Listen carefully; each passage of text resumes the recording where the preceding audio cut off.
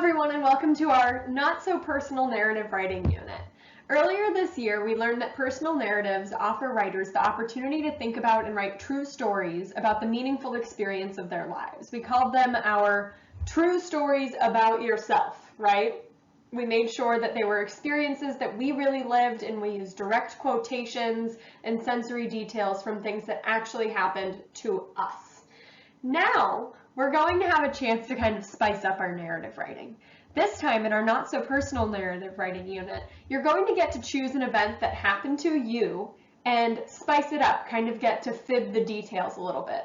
Or you can write a story, a narrative, from a different person's perspective. So you can create a fictional character and write a narrative that happened to them that's totally made up, or you can write something that happened to you personally and you just want to change how it went in the story, or you can take something that never happened to you and just pretend that it happened to you and write it in narrative form. So I thought this was something that you all would find kind of fun and different, especially because one of the hardest parts that I remember from when we wrote narratives earlier this year was that so many of the details were hard for us to remember. So this way, hopefully we get some freedom and we kind of get to mix narrative writing and fiction writing together and make a fusion of two really fun writing genres.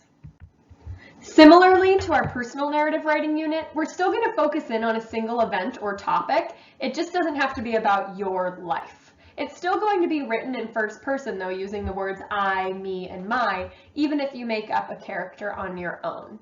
We're going to focus on writing a beginning, a middle, and end. We'll be using sensory details, and we'll also write engaging openings or hooks and then endings. I'm really excited to see where this takes us. I haven't done this unit before, so I think it's going to be really fun. I'm excited. Now, the fifth graders are going to recognize some of the stories in this unit. I'm using some books from the fifth grade curriculum as our mentor text. So fifth graders, it doesn't mean that you can't still learn and grow. We know that good readers and good writers always return to texts that they've read before. So you can look at this text in a new light, all right? So we're going to be using Knots in My Yo-Yo String by Jerry Spinelli. And Knots in My Yo-Yo String is made up of numerous short story pieces that Jerry wrote about when he was growing up in Pennsylvania in the 1950s. Today you're going to hear and read the piece Never the Monkey. And in it, Jerry writes about something special that he owns. The object in the story is really special to him because it reminds him of a proud and happy moment in his childhood. So this is the story Never the Monkey by Jerry Spinelli. You can read along with me if this is big enough text on your screen. You can pause and read it on your own, or you can just sit back and listen as I read for you. Never the Monkey. In a green metal box in a bedroom closet, tucked into a fuzzy gray cotton pouch, lies the most cherished memento of my grade school days. It is a gold-plated medal, no bigger than a postage stamp. Inscribed on the back are the words, 50-yard dash, champion. The medal came from the only official race I ever participated in. There were many unofficial ones. Race you to the store! Last one in's a monkey! Ready, set, go! Like kids all the world over, we raced to determine the fastest. In the early 1950s, on the 800 block of George Street in the west end of Norristown, Pennsylvania, that was me. I was usually the winner, and never the monkey. I reached my peak at the age of 12. That summer, I led the Norristown Little League in stolen bases. In an all-star playoff game, I did something practically unheard of. I was safe at first base on a ground ball to the pitcher. Some days I pulled my sneaker laces extra tight and went down to the railroad tracks. The cinders there had the feeling of a running track. I measured off 50 or 100 yards and sprinted the distance, timing myself with my father's stopwatch. Sometimes, heading back to the starting line, I tried to see how fast I could run on the railroad ties. Sometimes I ran on the rail. It was during that year that I won my first medal. I represented Hart ramped in the 50-yard dash at the annual track and field meet for the Norristown grade schools. The meet was held at Roosevelt Field, where the high school track and football teams played. Favored to win the race was LeVarn Dixon of Gottwalls Elementary. Froggy, as he was known to everybody but his teachers. He won the 50-yard dash the year before as a mere 5th grader. Surely he would win again. My goal was to place second. When the starter barked, "Ready!" I got into position, one knee and 10 fingertips on the cinder track. I knew what to do from the many meets I had attended with my father. I glanced to my left and saw nothing but skins. Everyone else was standing. Nothing but shins. Everyone else was standing. I could not have known it then, but the race was already mine. I was off with the gun. My memory of those 50 yards had nothing to do with sprinting, but rather with 2 sensations. The first was surprise that I could not see any other runners. This led to a startling conclusion. I must be ahead, which led to the second sensation, an anxious expectation, awaiting to be overtaken. I never was. I won. Froggy Dixon didn't even come in second. That went to Billy Steinberg, a stranger then, who would become my best friend in junior high school. He would also grow up to be faster than I, as would many of my schoolmates, but that was yet to come. For the moment, as I slowed down and trotted into the sun, the color and dazzle of the medal I was about to receive, I only knew the wonder of 7 astounding seconds when no one was ahead of me. So now we're going to pause and think or turn and talk. And just because if you don't have a sibling or someone that you can turn and talk to, it doesn't mean that you can't create one. This here is Mini Medusa. I still have our class plant Medusa, sitting over in our windowsill, but she's too big to fit in the screen. So this is Mini Medusa, even has eyeballs, and is perfect to turn and talk to. I can say, "Hey Medusa, what are you thinking about?" And Medusa, Mini Medusa, can share her ideas. I know, she gets very chatty. Sometimes I just have to, even without a mouth. Okay, so we're gonna pause and think / turn and talk. So first, what events does Jerry Spinelli tell about in this story? Second, why do you think he might have chosen to tell this story? Go ahead and answer both of those questions, and please try to answer them out loud.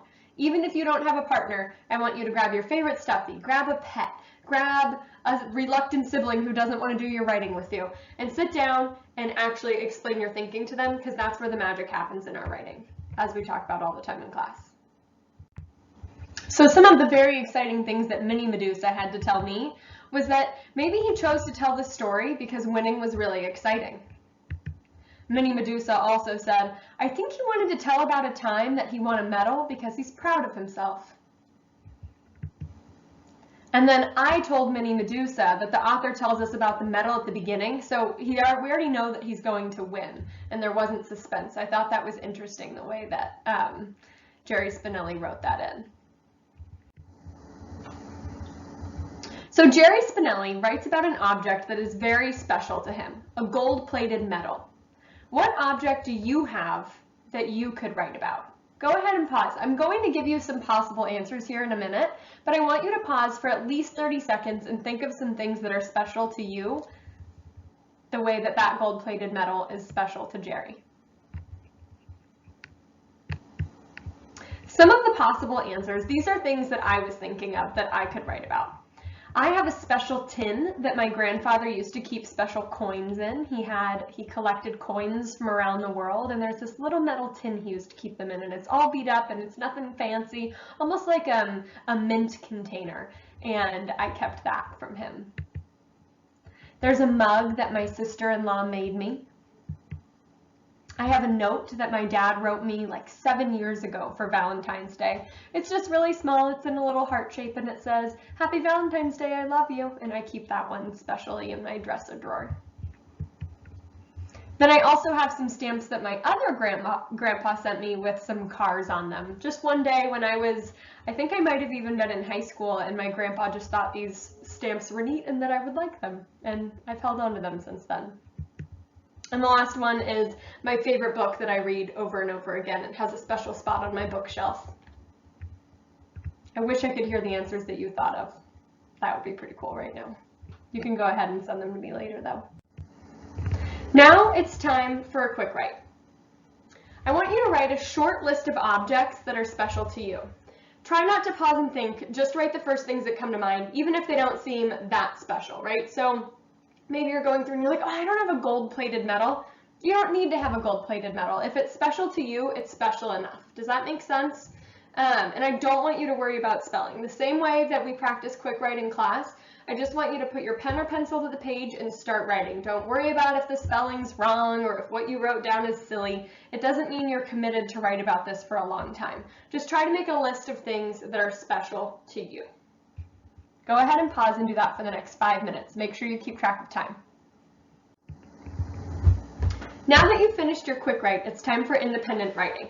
And just like our previous units, that is going to last 20 to 30 minutes. So if you need to set a timer on your watch, if you need to learn how to set a timer on the microwave, or maybe you have some sort of device that you can set a timer on, go ahead and get that before you get started.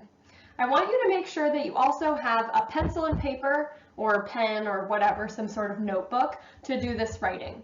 For now, I'd really like you to practice, if possible, on paper instead of on a computer. We will be doing stuff that is typed later on, but for now, I don't want you to lose the practice of writing while we're doing digital learning. So you're going to choose an object from your list, or a new object if you come up with something new right now, and you're going to write about it. There's not really any rules for what exactly you have to write about this object. It's totally free for all. But here's some examples just in case you don't know where to get started. Maybe you could write about what makes that object special. You could write about where you keep that object. What would that object do if it had magic powers? You could write about finding that object or receiving it if it was a gift of some sort. Or you could write an imaginary or true story about losing this object, or what it might feel like losing this object. You can write about things that aren't on that list. This is just to get you going, okay? So enjoy your writing, and I hope you have a happy writing time. Go Bees!